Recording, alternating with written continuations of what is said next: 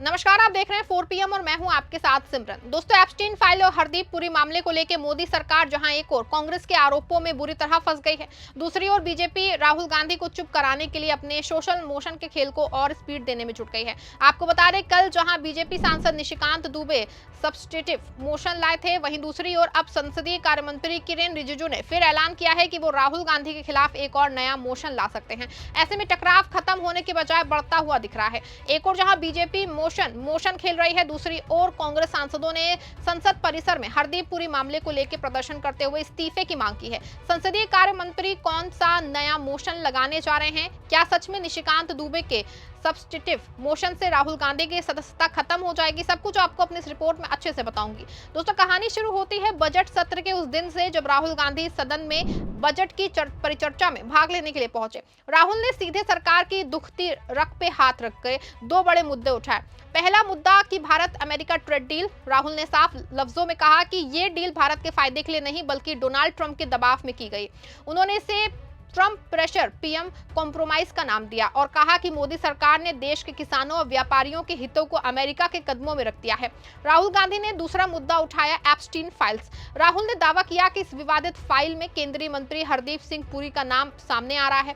जैसे ही ये नाम गूंजा, सदन में सन्नाटा पसर गया और फिर शुरू हुआ भारी हंगामा। आप सबके भरोसे से हमने हमेशा मजबूत और सच्ची पत्रकारिता की है। चैनल को आप सबने सब्सक्राइब तो कर ही रखा है, हमारे चैनल को ज्वाइन भी कीजिए।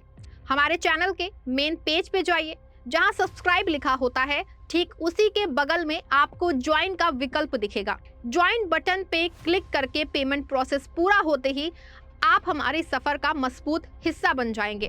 राहुल गांधी ने नैतिकता के आधार पर हरदीप पुरी के तुरंत इस्तीफे की मांग कर दी। उन्होंने पूछा कि जिस व्यक्ति का नाम ऐसी संदिग्ध फाइलों में हो, वो देश का कैबिनेट मंत्री कैसे बन रह सकता है। इस पे सदन में हंगामा हुआ।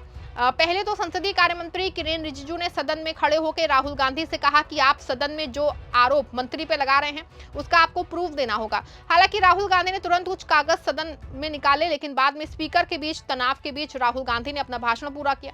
हालांकि सदन खत्म होने के कुछ देर बाद संसदीय कार्य मंत्री किरेन रिजिजू का बयान आया कि राहुल गांधी के खिलाफ वो प्रिविलेज लाएंगे और उनसे इस बात का सबूत मांगेंगे कि उन्होंने कैसे हरदीप पुरी का एप्स्टीन का उन पे आरोप लगा दिया। हालांकि ये बात पूरी तरह साफ है कि राहुल गांधी ने कहीं पे हरदीप पुरी को आरोपी नहीं बताया, बल्कि कहा कि अगर एप्स्टीन फाइल में मंत्री का नाम है तो उनको इस्तीफा देना चाहिए। लेकिन जब दूसरा दिन आया तो बीजेपी को स्टैंड उनका बदल गया।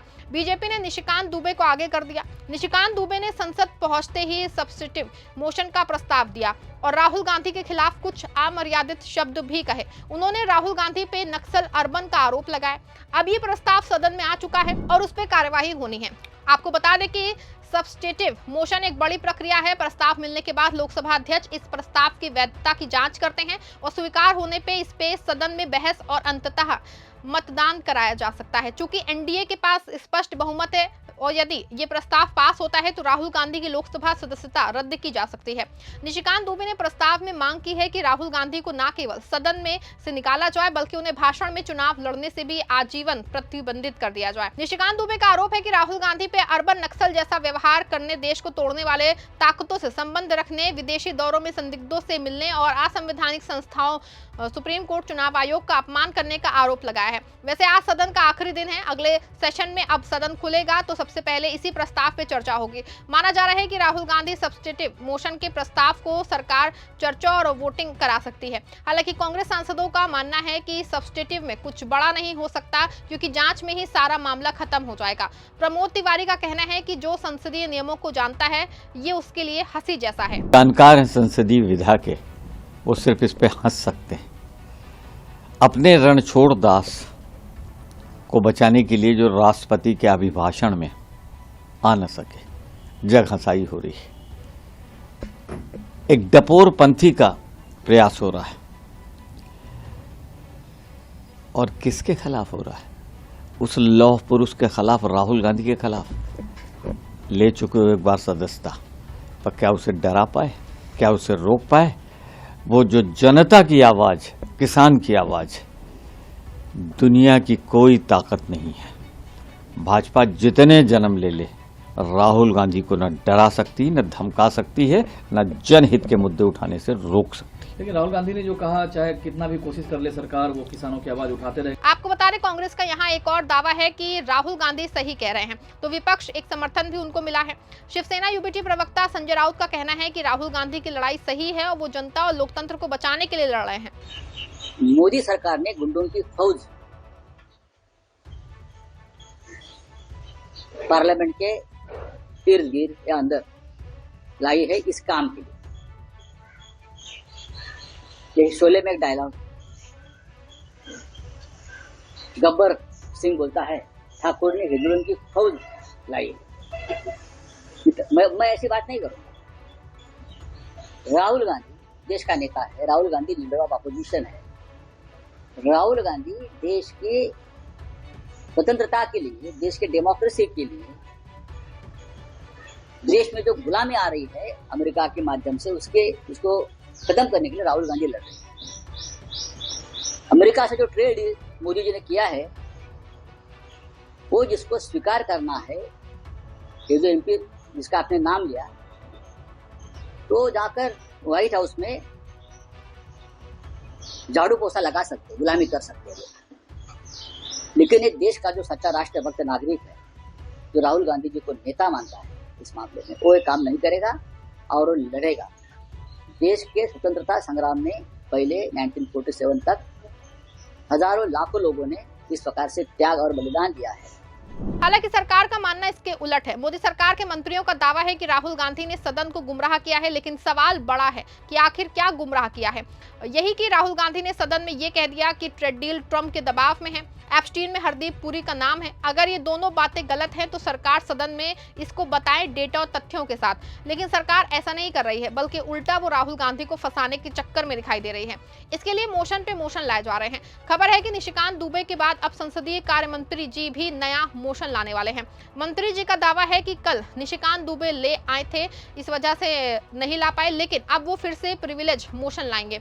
आपको बता दें कि कल जब प्रिविलेज मोशन लाने की बात पे सरकार ने यू टर्न ले लिया था, तो चारों तरफ इस बात की चर्चा हुई थी कि शायद सरकार इसीलिए प्रिविलेज मोशन नहीं लाना चाहती कि अगर राहुल गांधी ने सदन में हरदीप पुरी के खिलाफ सबूत दिए तो क्या होगा। अब शायद सरकार इसी को कवर करती हुई प्रिविलेज मोशन लाने की बात दोबारा कर रही है।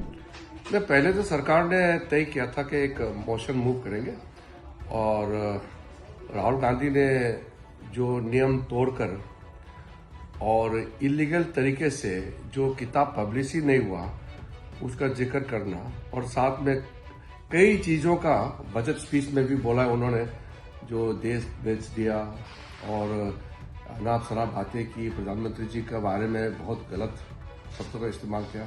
कई मुद्दे हैं जिस पे हम उसको एक नोटिस देना चाहते थे। हमारे प्राइवेट मेंबर निशिकांत दुबे ने एक सब्सटेंटिव मोशन लाया है, तो इसलिए मैंने कहा कि सरकार जो मोशन लाना था उसका हम अभी ड्रॉप किया है। तो एक प्राइवेट मेंबर ने मोशन लाया है, तो कोई भी मेंबर ऑफ पार्लियामेंट मोशन ला सकते हैं। तो एक सब्सटेंटिव मोशन लाया है, तो हमने सोचा कि इसको एडमिट होने के बाद हम तय करेंगे स्पीकर साहब से बात करके कि प्रिविलेज कमेटी में या इसको एक एथिक्स कमेटी में या सदन में सीधा हम इसको ला सकते हैं चर्चा के लिए भी। तो वो देखेंगे, अभी कोई तय नहीं हुआ।